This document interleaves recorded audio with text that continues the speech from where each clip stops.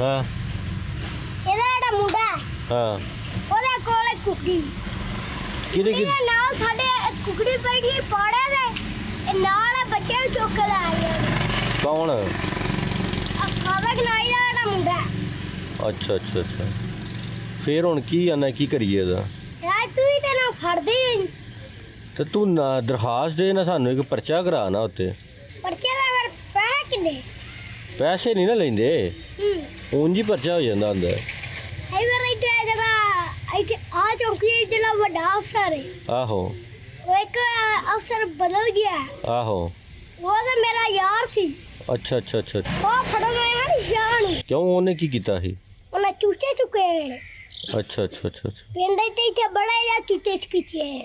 ਚਲੋ ਠੀਕ ਹੈ, ਤੂੰ ਅੱਜ ਆ ਨਾ ਚੌਰੀ ਉੱਥੇ ਫਿਰ ਦਰਖਾਸਤ ਦੇ ਦੇ ਨਾ ਇੱਕ, ਤੇ ਅਸੀਂ ਕਰ ਲੈਂਦੇ ਆ ਫਿਰ ਇਹਦਾ ਪਰਚਾ ਕੱਟ ਦਿੰਦੇ ਹਾਂ ਹੁਣ।